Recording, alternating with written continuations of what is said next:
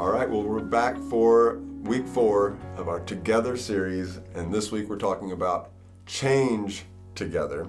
So how many FCOGers does it take to change a light bulb? Change it? My grandpa installed that light bulb. Oh, yeah. It is easy in a church. I mean, we're 109 years old as a congregation in Pryor Creek this year, which is really awesome. I love belonging to a church that has that deep of roots and Rich heritage, tradition. There's beauty in all of that. But with that also comes the reality that change is inevitable. And we've moved through a season of a lot of change. We're moving into a season of change as a church. Yep. But really, this is not a new reality for our modern context, is it? No, and it's not a new reality for the ancient context of the church either, that from the very beginning they seem to wrestle with change, which you would think like a new church starting wouldn't have that big, like everything's changing, but at the same time they had this rich Jewish heritage that went back thousands of years, and so especially those first Jewish Christians really seemed to struggle with some of the changes that the Holy Spirit was trying to kind of shove them into. Right. That's an interesting way to word that. But it can feel that way when we read through the pages of Acts, as we've read through that. This is a recurring issue or theme that keeps coming up because the unity of the church is very fragile, actually, as you read through really all of the New Testament, all the letters that Paul ends up writing to these churches that are planted. But the big issue was between, as you pointed out, these Jewish believers, so Jews who came to believe that Jesus was the Christ, the Son of God. But now they're having to reconcile all of the Jewish customs and traditions and all of these things that have kind of been identity markers for who they were, and reconcile how does that fit with now these Gentiles are invited into the same promise, the same fellowship. Shouldn't they have to look like us and have all the same traditions as us and adhere to everything that we have valued for all of these years? This is the big question, right? And it was probably even harder. Someone pointed out to me, like, during this time period in particular, there was so much political unrest with Rome's oppression and all this kind of thing that it was a very nationalistic time in Jewish culture. So the pervasive thing in their culture and their society was like, hold on strong to like circumcision, to these markers that are like, this is what makes us Jewish. We don't eat like you. We don't talk like you. We don't do the things that you do. And so then all of a sudden to have these Gentile believers who were the enemy, right, coming into your fellowship, and they aren't circumcised and they aren't obeying the food laws and all these different things that are so important to you in this time period. Right. Like that's tough. It's a big ask that the Holy Spirit made of them. What really happened in the new covenant is the boundary markers, the things that identified you as a part of the family of God, had changed, right? Yep. And they really struggled with it. Man, that is a hard, easy for us to probably kind of gloss over or diminish. And yet if we really kind of sink into this, we probably can resonate with the struggle that we have, all of us, around change. Granted, some people, as we talk about in the message this morning, are more naturally wired as innovators or like these early adopters. But most of us struggle with change. I remember we both had a professor in school who said really the thing that we dread about change is not really change per se, but loss. It's this feeling that we're losing something, which these Jews felt like they were losing their identity, losing some of the things that really had bound them together, and honestly had probably become somewhat of a pride or a sense of like we're holy and we're righteous because of these things, and in a sense we're losing that in our faith. Right. And I mean, you and I have led churches through a lot of change, and yet at the same time, we can relate to what it feels like when you are losing something. And sometimes it's even surprising to yourself of like, I didn't think this would have been a big deal to me, but it is, you know? And it is kind of feeling like the more of these gray hairs I get, Yeah. the more I kind of find myself lamenting Yes. the way things used to be, you know, so we can empathize and easily wear those shoes, right? That is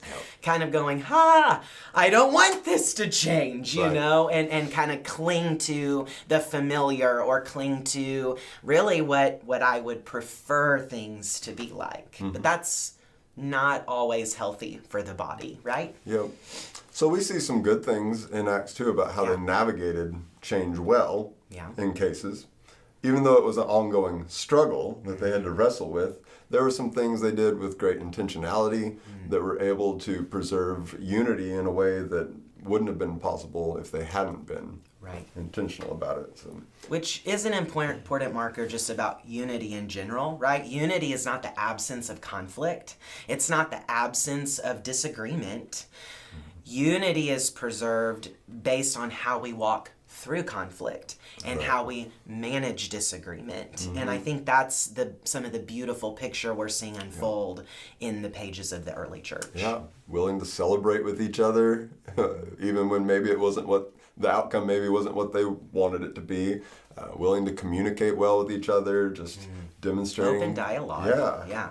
That's huge. Hearing having the willingness to listen to the heart and really, you know, that it's interesting to me in these different dialogues that take place, the one we're studying here in Mission Group, the one we'll hear in the message this morning, even later in the book of Acts, there's kind of a recurrence of this idea, and there's always kind of a multi-pronged approach. There's an emotional component to it's like an experiential thing that's tied to here's what I saw and here's what I experienced, but there's also great intentionality and linking it to data, so to speak. So specifically, what we would say is the truth is the scriptures, and so there's always a point. Just because I had this experience is not enough, but it's also tied to what we heard Jesus say or what we read about in the prophets, or really what our story, all of our tradition was actually pointing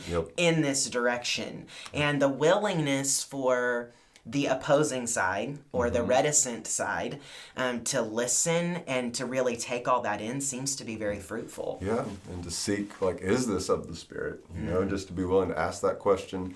And maybe above all, to follow Jesus' command to love one another in that process. Yeah. You know? And that's the thing, even the people who are more of the change promoters have such a gentleness, a respect, a reverence for the body, you know, kind of the ability to step into their shoes and be like, I get where you're coming from. I mean, Peter in particular here is like, I'm the one who was going, I don't want to eat with this guy, you know, what are you talking about, Holy Spirit had to tell me three times. 3 times, right? 3 times. And so kind of that finding where we relate to one another, you know, being able to empathize with each other seems to be a lesson we draw here as well. So why are we talking about this now? I mean, I think that at first I was kind of like, well, why, you know, it's a good season. It's an exciting season. We're about to move into a new building, and that just seems like a win. And sometimes we don't think about maybe that also may involve a lot of change. A lot of change. And it's any time there's a lot of change is a vulnerable moment for any organization, family, right? I mean, when we're going through seasons of transition or high levels of change just in our familial structures, their tensions can rise. You know, there can be a little more grumbling and complaining, a little bit more wishing things were the way that they were before because it was easier, because change and transition is kind of hard a lot of times. It's a heavy lift, you know. So just in the way that would work in a family, like a smaller family, so it is in our broader church family in this season. Yep. So, I mean, we can expect a lot of excitement, but Sure. then we can also expect some, Yeah. like a feeling of loss of something, whether it's, something that, I mean, it's just even hard to predict what may change when you move into a new space with, Right. you're just going to have to structure things differently because the spaces aren't the same, and so there's going to be things that all of us Are navigating and trying to work through and Right. figure out together. And I think that's the key of the change together verbiage here is we're all going to be experiencing something brand new together, both just with it from a facility standpoint, but with that means there's going to be probably a lot of new faces coming Yeah. into our fellowship. There may have to be new ways that we structure or allow for growth, Sure. to take place in that. And so with each of these things that we can't even totally foresee, as much as generally foresee, we're on the cusp of a lot of change. Sure.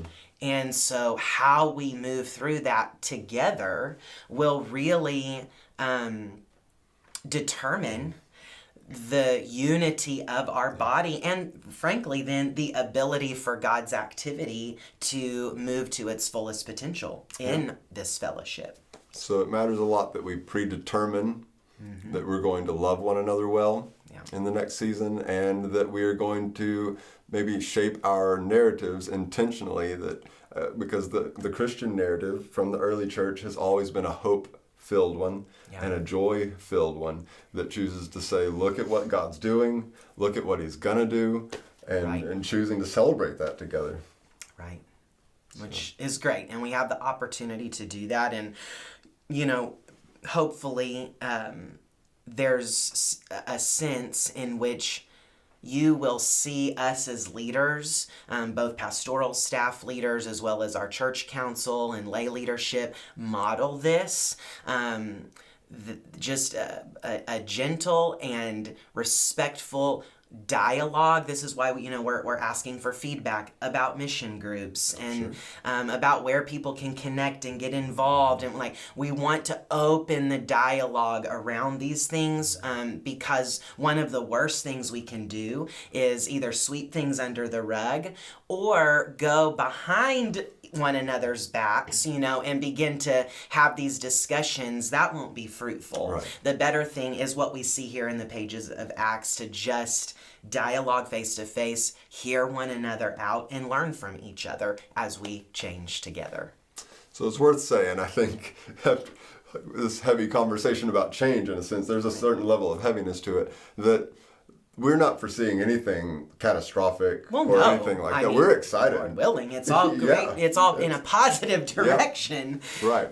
But yeah, just the idea that the enemy would want to get a foothold. I close Sure. with this idea because I remember maybe just a couple years ago now. Last year seems like a blur, but it was, I think, the year before that. And I don't know, some of you remember our local Walmart was changing the entire floor plan or structure of the grocery section. Yeah.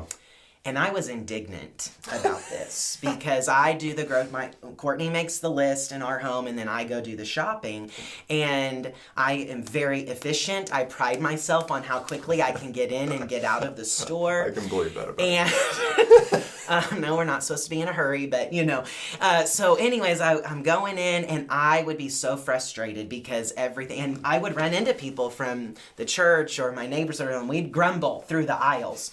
Well, who knows where the ketchup is now? What are they doing? This doesn't even make sense. They have vegetables across from the candy. What is going on here, And I remember being indignant that there was just this one banner that said something like, "We're making improvements." Not a sorry for the inconvenience or, that kind of thing. And so now, a couple years removed, guess what? I know where the ketchup is. I have my efficiency rebuilt. All of that change that seems so difficult in that moment is kind of a distant memory. And it's just kind of moving through that season. So I guess there's a sense of saying we don't want to just have the insensitive banner, right? Or that's not cognizant of we're going through a time that's going to stretch us, that's going to challenge us, that's a season of vulnerability to kind of see what we're made of as a church family and how we walk and remain united through change. And so hopefully we can do that well. I really believe we will. Yep. So have fun discussing this topic in your Don't groups. get too derailed about the Walmart Yeah, side absolutely. of things, right?